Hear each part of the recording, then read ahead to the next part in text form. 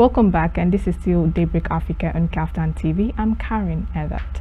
On our today's episode, we are looking at salary increment for federal low-income earners.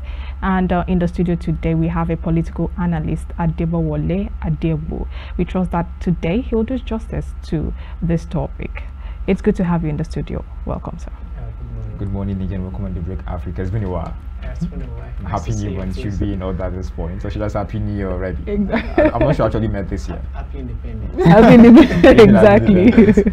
Now, on the table of independence, the truth is I believe whoever is in charge of writing the script, the speeches for our president is really doing a good job. I must commend the speech at the Ogar, the United Nations General Assembly. I mean, he spoke more like an orator. Exactly. It was a beautiful piece, I must say. And then during the independence speech, I was really looking forward to hearing, things to really keep Nigerians going. But he ended up really talking about policies, and all round it was a powerful speech. But I believe this administration tends to actually give out good speeches, but actions backing up is quite limited, not comparable to the speeches. Now, everybody tends to have their talking point for the speech. Particularly, personally, I was actually interested in hearing the issue of minimum wage. That was my particular interest. I tend to wonder, what was your interest and how did you see the speech, first of all, in general? I think we must give it to Mr. President. Given that the election period, I thought people said he can't speak, can't do anything. He's someone that is sick and not ready to handle Nigeria. So for that, we have seen him speak from the inauguration day. Then afterwards, the removal of subsidy, he came on here to address the people of Nigeria, trying to let them know that the suffering he knows. So that was a very beautiful speech. Then afterwards, the UNGA speech that I gave at the UNGA, and this particular one. So I give kudos to Mr. President on that regard. I'm talking about the totality of the speech. I think it's a good speech for an Independence Day celebration, given that it was a low-key celebration.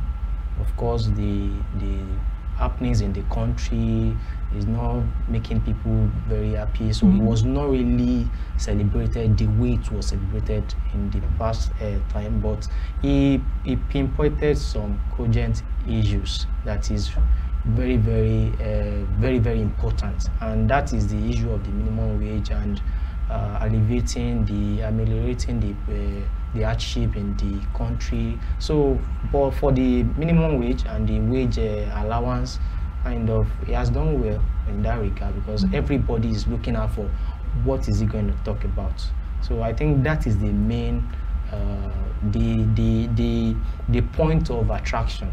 Now, on the basis of his mannerism, when it comes to his speech, now from the inauguration, he spoke about the subsidy removal and all that. Now, persons believe for an inauguration speech that was that was not supposed to be there for an inauguration speech at that moment. And then persons believe, for the independence speech, is okay. Talk about heroes, how far we have come, where we are headed for as a country, as a state, and all that. But yet, he turned the speech into policy making program. Now, I mean, what's your take on his speech from the inauguration, talking about subsidy, and then for Independence Day, of what they are talking about policies, basically? Is he talking about policies that day? Why not talk about how exactly we intend going forward, particularly, and not really laying down policies and all that? Well, it's not enough to give out policies. I think it's part of electioneering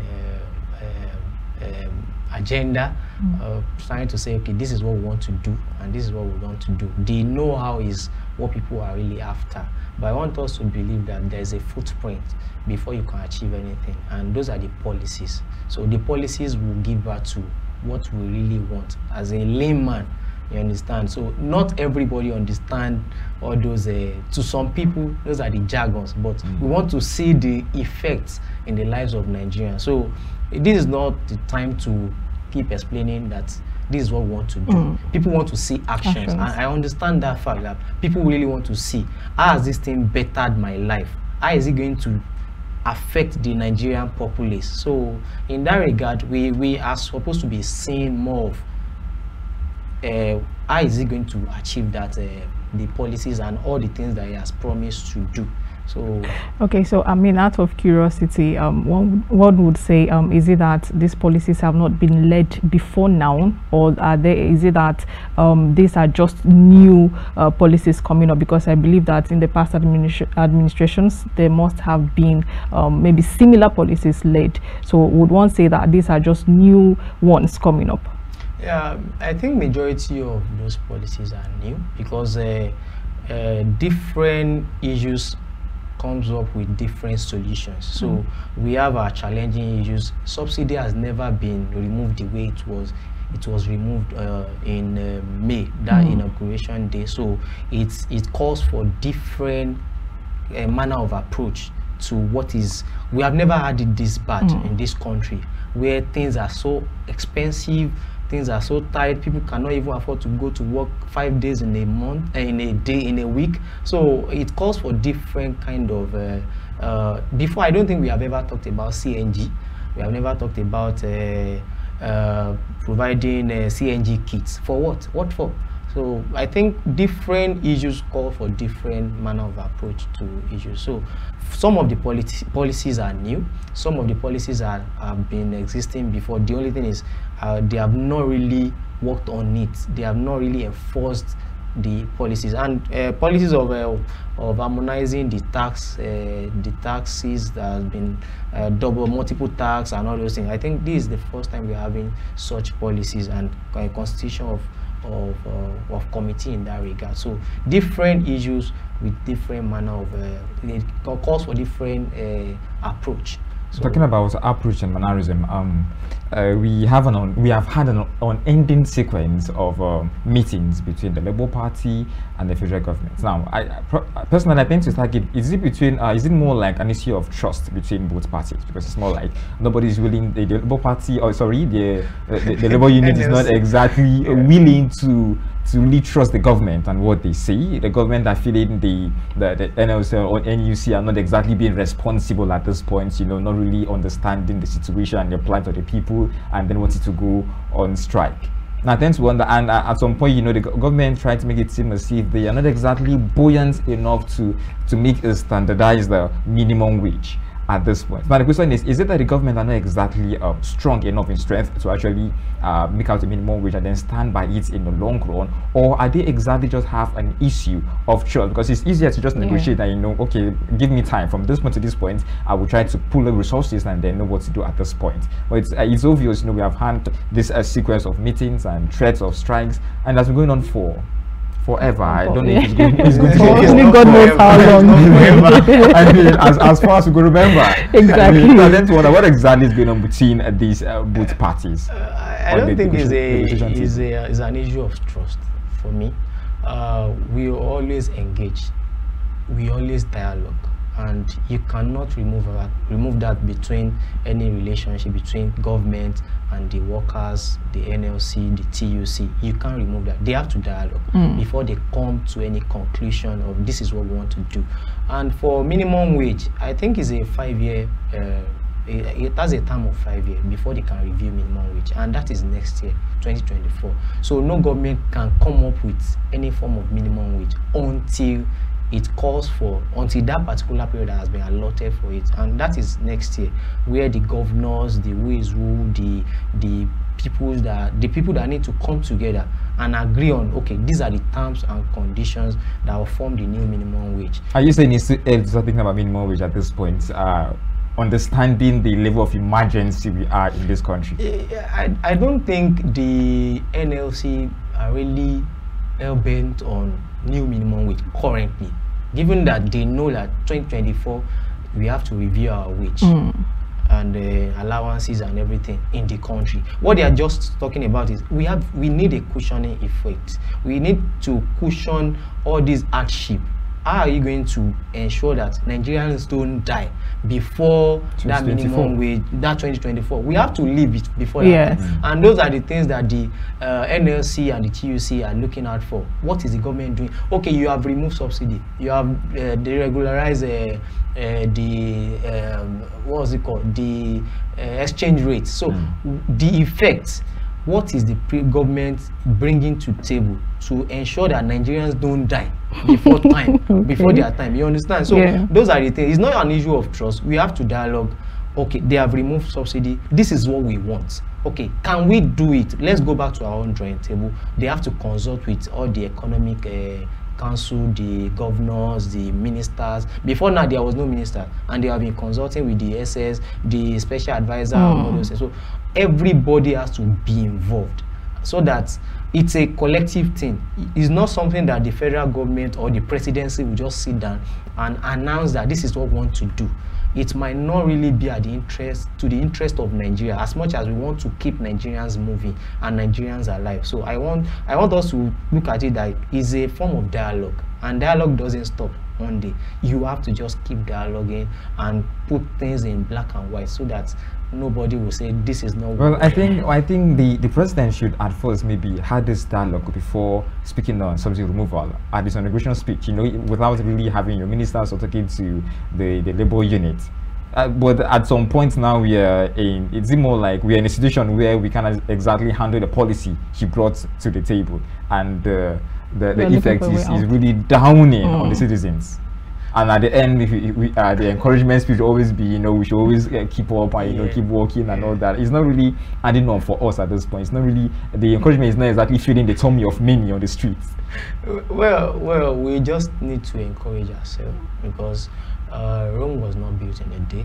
We know Nigerian deserves better. You understand? We should live better than what we currently are living on. But the point is, I once told us on this platform sometimes back that this subsidy of a thing is a political thing, kind of, because when you are talking of people that are really enjoying the subsidy, they are the few among the totality, over 200 million Nigerians. So I, for one, I think I am on the side. I am on the side of the president, for him to have. Of course, I'm someone that believe in doing things the right way, consultation and all those things. But there are some things, there are some decisions you just have to take. We all have done further mathematics before, even elementary mathematics. Sometimes you don't really know the how to get to the solution sometimes, and sometimes you walk from solution back to the question. So there is no one way to life. Sometimes you just have to take that hard decision about okay. So situation. Speaking on the issue of hardship, I mean, the president made it known that he has a heart that feels and a heart that sees that truly things are not really in place. And yes, exactly. And he has actually said that these reforms that are put in place is to actually caution this issue. But then we should understand that, you know, nothing comes easy, though it's painful. But I mean, for one to get to a greater future, I mean, one must actually go through. What do you think he meant by this? There is no, you can't achieve anything called greatness without some kind of sacrifices. You understand? The only thing is, the kind of sacrifice we are expecting in Nigeria is the fact that we want even the government, we want them to look wretched, look poor and all that. Of course, I understand the angle of Nigerians that, okay, we can't be saying the Nigerians should sacrifice while some people are living fat. You understand? But I know that we need to just, if we want to put things in order, we have to come with some form of sacrifice, and these are the sacrifices that we have to come up with. My own fear is that politicians, you will not be there forever. What will there be continuity when this person is leaving? Let's even give it to him. Let's believe that President Bola Tinubu will do the right thing for the next 4 years. When he's leaving, who is going to come on board? Will they be able to sustain those reforms, or will they throw it out of? You understand what I'm saying? So it is a kind of fear that I have for politicians, because as much as you want to support policies and reforms, what will be at the tail end, or when a new administration is coming on board? Will they not? When Nigeria was having its good during the days of I think who said that the best economy we had was during 2007. I can't really remember. When Nigeria was having it good, when new person came on board, what really happened? Where did we get it wrong? So those are the fear that I have. If you put things right, the next person coming on board, how are we going to be so sure that it will not dismantle everything that you have built in the past? So that's my own fear. It's not about the sacrifice. Of course, I believe we have to sacrifice, but what of continuity? Can we get another sensible person that can uphold the good things that must have been done in the past? I don't believe every administration is bad. They have their own good sides too. But all those good sides, all the good initiatives and all those things, are they continuing with it? That's my fear for competition. Okay, still out of curiosity, I mean, Nigeria at 63. I mean, it's a long way so far, and we still talk about the issue of sacrifice, the issue of still enduring. I mean, what we have been enduring over time. Do you really think this is what we really need at this stage? Because looking back, I mean, at this point we should talk about what we've achieved and what next. But at this point, we're still battling the issue of policies, issue of what we should do. I mean, what do you think regarding all of this? Well, we should not look at things from a bad side of view. Nigeria has achieved some things, and we cannot, because of this present suffering, and forget what we have achieved in the past. Because number one thing, Nigeria is 63 years together. That is an achievement. We have not scattered. Things have not gone. We have not been looking for one another. You understand? There has never been a chaos, and we have been able to overcome several challenging outcomes and challenging positions. So that's a plus for Nigeria. So we should not look at the present suffering and forget about our wins in the past. So it's a good one that we are celebrating independence at 63, and it's a good one that we are celebrating democracy over the last how many years, since 1999. So Nigeria has achieved some feats, some good things in the past. So but the point is, whether it's good to be happy or whether it's good to suffer currently or to sacrifice, well, that is a question for another day. But Nigeria has achieved one or two things that is worth celebrating these 63 years independence. I think one of the characteristics of this present administration that is quite questionable is the level of organization. At some point, I'm not exactly certain if probably our president is a listed-in president, or it's just a situation where they just tend to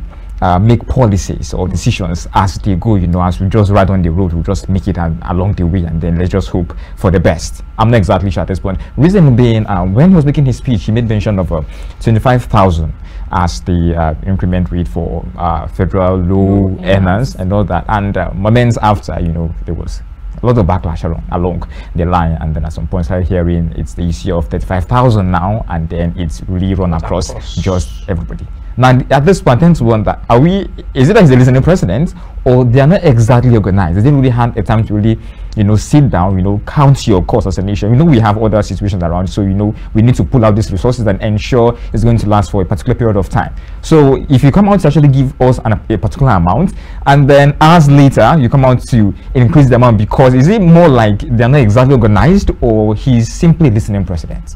Yeah, I said something the other time, that dialogue, and dialogue. You understand? The Independence Day speech has been given out before the consultation with NLC and TUC. Don't forget that TUC and NLC has already read out the riot act. This is what we are going to do, starting from Wednesday. I was even expecting that there will be a strike, a nationwide shutdown. You understand? So, but when there was dialogue after reading the Independent, I want to believe, I'm not in the mind of the president, but I want to believe what he was thinking is, okay, after I give out this speech, everywhere will be calm. Nigerians will still say, okay, we have done something. But after the consultation with NLC and TUC, they must have said, no, we are not going to agree to that speech. That what you said you're going to do, we are not going to accept that. We have to review this, and let's expand the people that you are going to give this sum of amount. Let it cut across everybody and all those. And I want to believe he's a listening person. If he's not a listening president, maybe Nigerians have had we have had nationwide strike in the past. It's not going to start with him, and it's not going to end with him. You understand? We will always have nationwide strike. We will always have a kind of a disagreement between labor unions and presidency. It will always come. We can't always agree 100% every time. So I want to believe he has been listening. That's the reason why he was able to readjust and say, okay, this is what we're going to do going forward. And I believe they signed to that. And another, let's go back to when they were talking about palliatives, and they were going to give out 80,000 then. He was hell-bent on, this is what we want to do. After several consultation and listening to the people, I want to believe the social media noise got to him, you understand? And he came back to say, okay, no, we are not doing that way again. We are going to review it. And so he's a listening person. It's not that he's not organized. He's organized. But when you give out a statement and people that you are giving it out to, I want to believe that you are governing over people. You can, this is not an animal kingdom. When you say this is what you want to achieve, when you say this is what we want to do, you come back to the table. No, Mr. President, we don't want that. And this is what we want, this is what they come together, and so he's a listener. Still on the basis of increment, 35,000 naira on period of 6 months. How reasonable is this? Well, I believe currently, if you look at 6 months and minimum wage review, I want to believe it's going to cross into that period of review of minimum wage. I want to believe that is in the mind of NLC and TUC too. Of course, they will always fight in the interest of Nigeria. So the 6 months gap that we are talking about is October, November, December, and 3 months from next year. So I want to believe they must have agreed on the new minimum wage before that 6 months elapses. So, and 35,000, we are talking of immediate cushioning the hardship in the land. You understand? So I don't think 35,000 or any amount that we are talking of, they call it Nigerians call it palliative. It's a palliative measure. It is not a lasting solution to the current hardship, but is a way of just reducing the pain. It's a pain reliever for the next 6 months. So I want to believe NLC and TUC, they know what they are doing for them to have agreed to that. And don't forget that the strike was just shifted by 30 days. I want to believe they will still ask another consultation before. So I don't know what is going on in the mind of NLC. Still on the basis of palliative, I tend to question our system of palliative movement. You know, oftentimes we hear billions of naira, you know, going into palliative, in the name of palliative, and they're going to the poorest of Nigerians. And the thing is, the evidence is usually scarce. The evidence is usually scarce. I mean, there is not a Nigerian that will come on social media or come on air to say, I actually got 5 naira or 1,000 naira from the palliative and all that. Now we heard issues of the government trying to sow into small and medium scale businesses, into billions into certain companies, but the question is evidence. At this point, we need evidence, not just words, not just coming to make pronouncements or making a decree or singing words into our ears. Sweet words, I must say. I mean, the write-up is really beautiful, but we are not exactly seeing evidence as citizens. I'm not sure you're seeing evidence too, or are you? Probably you have. You got credit that we don't know. I don't get paid by the government. Okay. I work for a private establishment, but I want to say that when Nigerians are suffering, we hear the noise. But give somebody 2,000 naira, you will not hear. He will not even tell you. If I give you 2,000 naira now, there's a way you just package it in the pockets. I'm not saying 2,000 naira is a whole lot of money, but you will not let him know. So when there is suffering in the land, everybody, there will be an uproar. But when there is anything that comes in, Nigerians will not talk. Let's not forget that during the trader money intervention, even though that the vice president was going, and people were there is a debate on whether the 5,000 is a big money or is not needed. For me, I have given somebody 200 naira before. They feel like crying. I don't know what the worth of that 200 naira is to that person. You understand? So it depends on the person and the urgent need of that person at that point in time.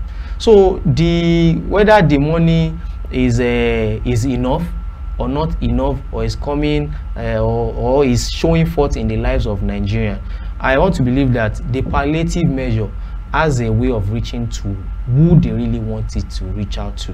You understand? So, and they said they have a social register. I'm not privy to that register, but I can say that government are doing something in that regard. One of my area brother, I think last year, they engaged them in one field work like that, like an enumeration work, to go to the interior part of the town to go and look at the less privileged and document them and collect their account numbers. So I believe government is working in that okay, we're almost running out of time, but quickly, we tend to be tagged a consuming nation, particularly, and we are not exactly should I say, nothing augmented yet is being carried out as regarding supplies, and then we want to be giving certain amounts of money. Wouldn't this lead to inflation? I mean, considering the increment of 35,000 and all that, and no augmentation as regarding supplies, wouldn't this actually lead to inflation in a country that's already bleeding, literally? There's already inflation in the land. There's inflation already. The only thing it might lead to more, the only thing is the only feeling or thought of the only problem with Nigerians is that sometimes it's self-inflicted inflation, something that Nigerians just come up with. I was on Twitter on X, and the Taliban government, I'm so sorry to make reference to that, they were saying that the way they curb food inflation was that they were flogging people, the market women and market men, that once they see that you increase your food products unnecessarily, they just flog you. You understand? Because when Nigerians are always out to just look for how to exploit one another. So even if you don't increase the money, Nigerians will increase food price. If Gari will increase. You understand? Are we importing Gari? Gari that they are doing at my backyard. You understand? So that is Nigerian for you. Until we have maybe a commodity board or a way of trying to manage prices and price regulation in Nigeria, I think that is when we'll get that aspect right. But that inflation will not set in. Forget it. There is already inflation in the land, because the amount we were buying rice before is not the same amount. So the only thing is there is money in circulation. People, their purchasing power has increased from what they were earning before. They can afford to earn, and market women will smile, everybody will smile, the baba, everybody will know that okay, there is a little amount that is coming. So for finally call it a wrap, I tend to really ask, what do you think generally with the process Nigeria has been going? Are we heading towards the right direction? Do you think the president is really steering us towards the right direction, or is taking us towards just the direction of the storm? And what would be your last word, a parting word rather, to citizens watching right now? Well, my own kind word is that my word is to the Mr. President and the presidency, that in anything they are doing, I'm not saying everybody know there is God, but they should put the interest of Nigerians first. Okay. I would not know their mind. I can't read their mind.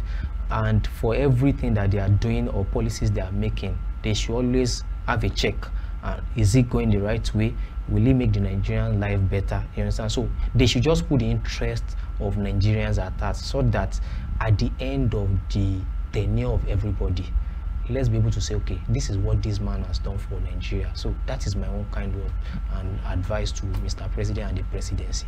So I wish Nigerians the best, and Nigeria.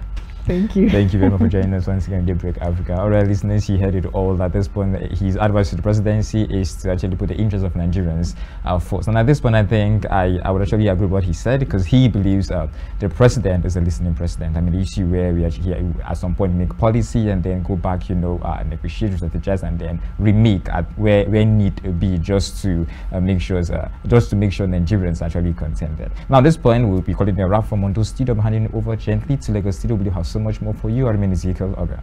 And I'm Kareen, Edet. Bye.